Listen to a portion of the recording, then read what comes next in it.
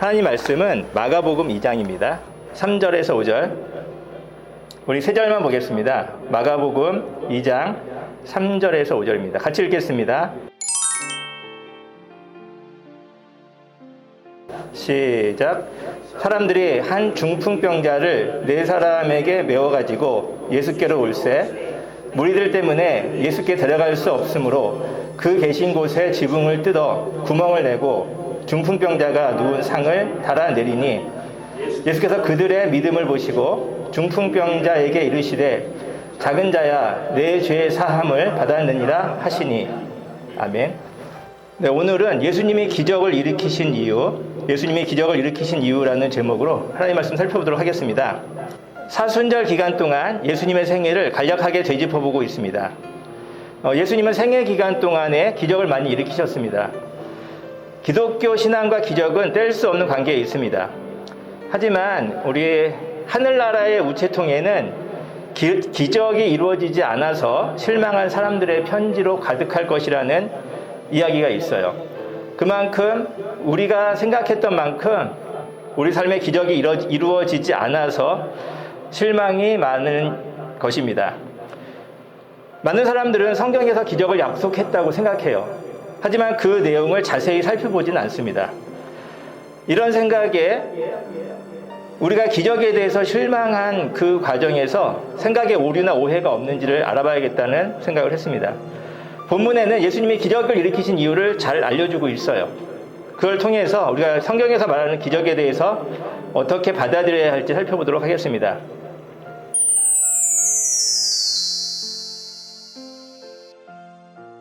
결론부터 말씀을 드리면 예수님이 기적을 일으키신 이유는 예수님이 누군지 알려주기 위해서였습니다.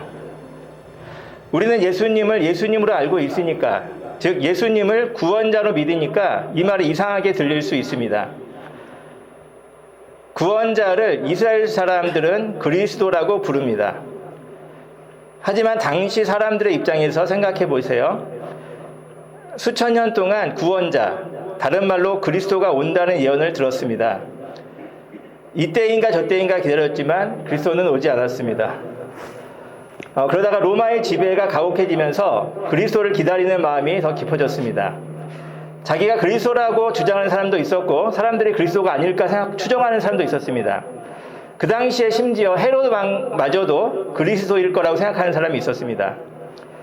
당시 사람들에게 예수님이 그리스도라는 걸 알려주려면 어떻게 해야 했을까요? 뭔가 특별한 걸 보여줘야 됐을 거예요. 요새 우리도 인터넷 시대에 유튜브라든가 TV를 통해서 유명해지고 싶은 사람들의 이야기를 많이 봅니다. 노이즈 마케팅이라 그래서 일부러 비난을 받을 걸 감수하고 자기 이름을 알리는 사람도 있어요. 왜 그렇습니까? 그만큼 자기 이름이 알려져야지 세상에 영향력을 발휘할 수 있으니까 그렇잖아요. 욕을 먹더라도 비난을 받더라도 이름이 알려지기 원하는 사람들은 그런 식으로 자신을 알리기도 합니다. 예수님은 어떻게 자신의 이름을 알릴 수 있었겠습니까? 기적을 행해야지 알릴 수 있었어요. 그래서 예수님이 기적을 일으키신 거예요. 그런데 그게 다가 아닙니다. 오늘 본문을 보고 좀 살펴볼게요. 중풍병자가 친구들한테 실려서 예수님한테 왔어요. 중풍병자는 온몸이 마비된 사람이에요. 마비된 사람이 예수님을 만나러 왔어요. 예수님이 자신을 고쳐줄 거라는 생각이 찾아온 거겠죠. 그랬는데 사람이 너무 많아서 들어갈 수가 없으니까 지붕을 뚫고 중풍병자의 침대를 내려놓았습니다. 황당한 일이죠. 근데 저는 이 얘기를 보면서 예수님의 반응이 더 놀라워요. 왜냐하면 예수님은 지금 우리가 예배드리는 것처럼 설교를 하고 계셨거든요. 근데 지붕을 뚫고 사람들이 침대를 내렸어요. 온몸이 마비된 중풍병자의 침대를 내렸는데 예수님은 무례한 행동이라고 화내지 않으셨어요. 설교하는데 방해한다고 야단치지도 않으셨습니다. 다른 사람이 따라 할지 모르니까 일벌백계 해야 한다고 고집하지도 않으셨어요. 예수님은 예수님이니까 당연히 그렇겠지라고 생각할 수 있지만 꼭 그런 것만은 아니에요. 저는 이런 작은 부분에서 예수님의 인격과 성품에 대해서 안심을 하게 돼요. 우리가 항상 신앙인들의 모습에서 실망하는 건 뭐냐면 큰 게 아니죠. 너그럽지 않은 부분에서 실망하는 경우가 많잖아요. 다른 어떤 것보다도 우리가 너그럽지 않은 행동에서 상처받을 때가 많았던 것 같아요. 다행히 예수님은 너그러운 분이셨어요. 그래서 설교하는데 방해를 했어도 그들의 행동에 대해서 나무라지 않으셨던 것이죠. 예수님은 중풍병자에게 집중하셨어요. 중풍병자에게 믿음이 있는 것을 보시고 중풍병자에게 네 죄가 사해졌다라고 선포해 주셨습니다. 여기에는 논리적인 도약이 있어요. 무슨 말이냐면 중간에 뭔가 빠진 것 같다는 거죠. 믿음을 보시고 죄사함을 선포하셨다는 부분에서 그렇습니다.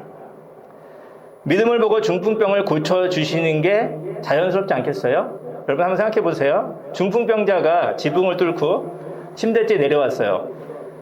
그에게서 믿음을 보셨어요. 우리가 일반적으로 알고 있는 성경의 스토리라면 예수님이 네 믿음이 크다. 내가 네 병을 고쳐줄게. 이렇게 말씀하셔야지 자연스럽습니다.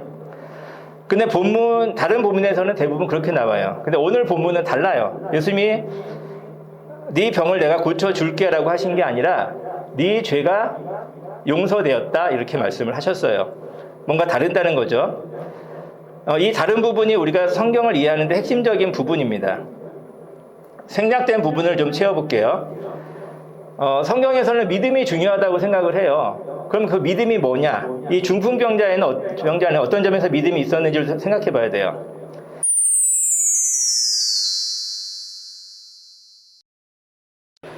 이 중풍병자가 예수님한테 찾아온 것 자체가 믿음이에요. 내 문제를 예수님이 해결해 줄 수 있다라고 생각한 게 믿음입니다. 사람들이 많아서 지붕을 뚫고 내려와 할 정도로 창의적인 방법을 사용해야 했어요. 그럼 이거는 뭐냐면 간절하고 적극적이었다는 의미죠. 그냥 한번 가볼까 말까의 심정이 아니라 예수님을 향해서 간절히 또 적극적으로 가려는 마음이 있었어요. 그러나 이것만이 믿음이라고 생각하면 안 돼요. 병든 사람들은 간절함이 있어요. 건강할 때는 모르지만 건강을 잃은 사람들은 간절하게 그 병이 낫기를 원해요. 그래서 이 정도는 할 수도 있어요. 아침마다 새벽에 공원에서 운동하시는 분들 보면 다 연세가 있으신 분들이죠. 건강을 잃은 경험이 있었던 분이라서 그렇게 열심히 운동하시는 것 같아요. 예수님은 구약 성경에 예언된 메시아셨는데 구약 성경에는 이렇게 예언되어 있습니다. 이사야서 35장 5절에서 6절 읽어드릴게요.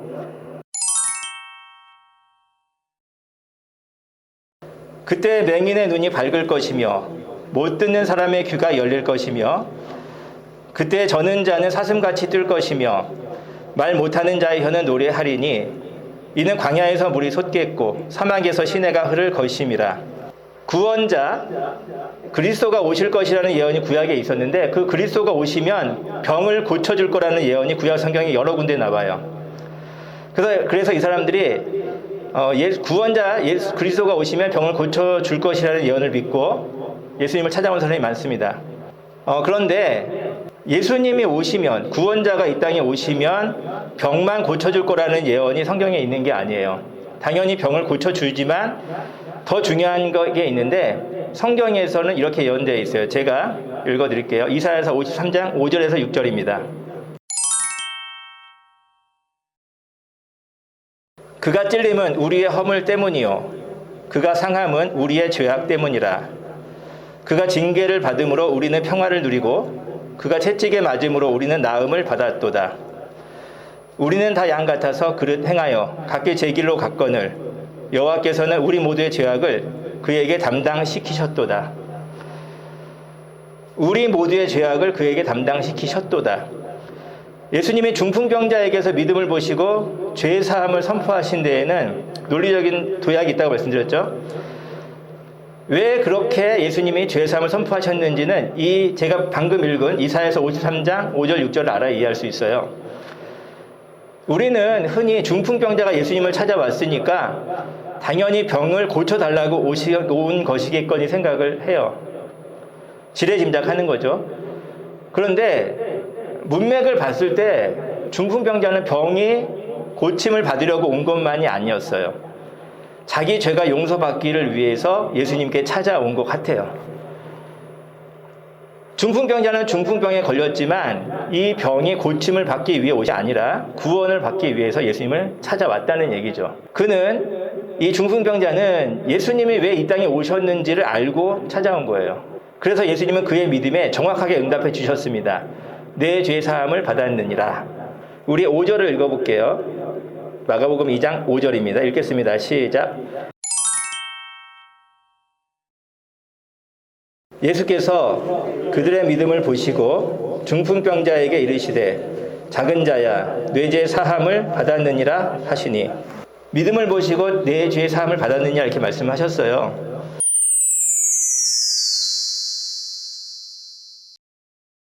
우리는 중풍병에 걸린 사람이 당연히 중풍병이 고침을 받기 위해서 왔겠지라고 지레짐작을 했기 때문에 오해를 한 거예요. 중풍병자의 마음에는 이 사람의 경우에는 중풍병이 나음을 받는 것보다 구원을 받고 싶은 마음이 더 강했던 것 같아요. 그래서 예수님께서 그에게 적합한 답을 주신 거죠. 인간은 어차피 죽게 되어 있어요. 언젠가는 죽는다는 사실을 우리는 부인할 수가 없죠. 그래서 우리는 그 사실을 항상 기억하고 살아야 돼요. 이 중풍병자는 그 중풍병에 누워서 고통하는 순간 동안에 그 사실을 기억했던 것 같아요. 그리고 더 궁극적으로 예수님에게 구원을 구해야겠다고 생각하고 찾아온 것 같습니다. 그런데 문제는 옆에 있던 바리새인들이에요. 바리새인들은 제가 읽지 않았지만 이렇게 생각했어요. 예수님이 병을 고쳐줄 능력이 없으니까 저렇게 말을 얼버무리는구나. 말을 돌려서 병을 고쳐줄 능력이 없으니까 눈에 보이지 않는 죄 사함을 선포하고 얼렁뚱땅 넘어가는구나 이렇게 생각을 했어요.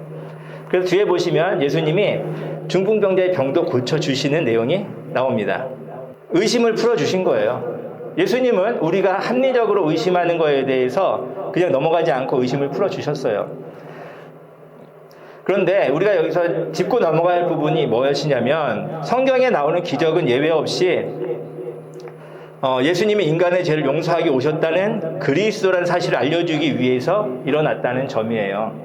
하나님은 변덕스러운 분이 아닙니다. 하나님은 이 세상을 창조하시면서 법칙을 만드시고 안정적으로 이 우주가 돌아가게 만드셨어요. 그렇기 때문에 우리는 내일의 일을 예측할 수가 있고 안정적으로 살아갈 수가 있습니다. 하나님은 오늘 말했던 걸 내일 바꾸는 변덕스러운 분이 아니에요. 그래서 우리가 살아가고 있는 이 세상의 법칙, 자연 법칙은 쉽게 바뀌지 않아요. 그런데 언제 이 자연 법칙이 바뀌느냐, 즉 언제 기적이 일어나느냐. 기적의 발동 조건은 오직 하나인데, 그건 뭐냐면 우리의 구원을 위해서, 예수님이 그리스도라는 것을 증명하기 위해서 기적이 일어납니다. 그런데 여기에서 여러분이 생각하셔야 될 부분이 있어요. 그게 뭐냐면 기독교 신앙은 인간의 죄의 문제가 인생의 근본 문제라고 말한다는 점이에요.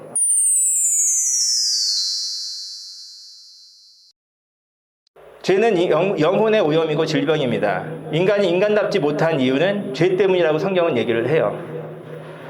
인생을 살아오면서 기쁨과 슬픔, 후회와 감격이 있어요. 하지만 결국 우리가 인생을 되돌아볼 때 우리 인생에서 가장 중요한 게 뭔가를 생각해 보면 결국은 인간의 문제로 결론을 내게 돼요.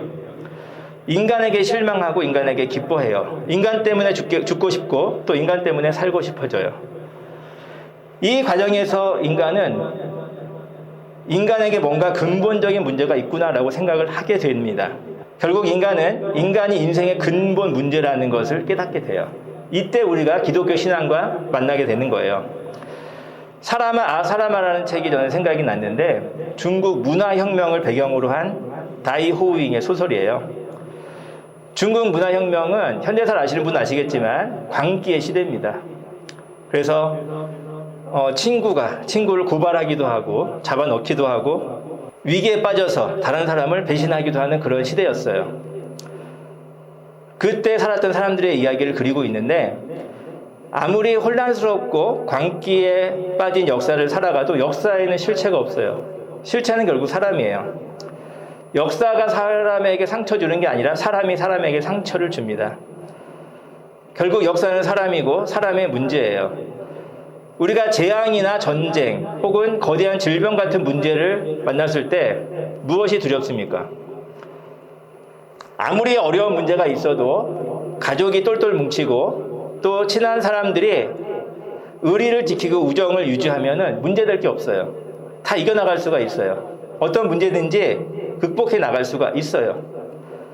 가장 우리가 두려워하게 되는 것은 뭐냐면 위기의 순간에 인간이 그 추악한 면모를 드러낼 때 그것을 두려워하지 않나 생각을 하게 됩니다. 이 사라마 아사라마에는 이런 구절이 나와요. 사람과 사람 사이에는 생존 경쟁이 있을 뿐이라고 생각되었다. 동물과 차이가 있다면 동물은 서로 잡아먹을 때에 선언하지 않고 구실을 붙이지도 않지만 사람은 갖가지 깃발을 만들어서 자기를 속이고 남들을 속일 수가 있다. 그런 차이뿐이다. 나는 순자의 성악설을 믿게 되었다.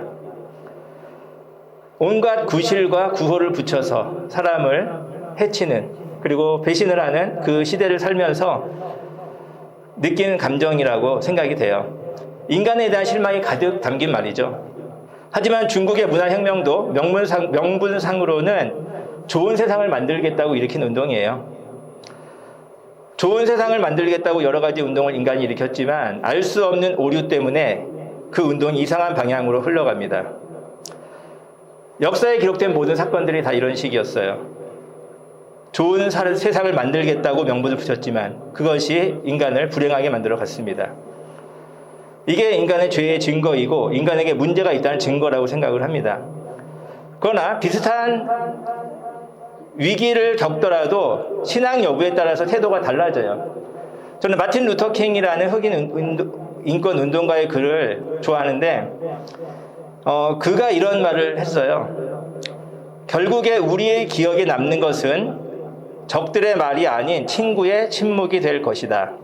모든 광기가 사라지고 모든 혼란이 사라졌을 때 우리에게 남는 것은 무엇이냐?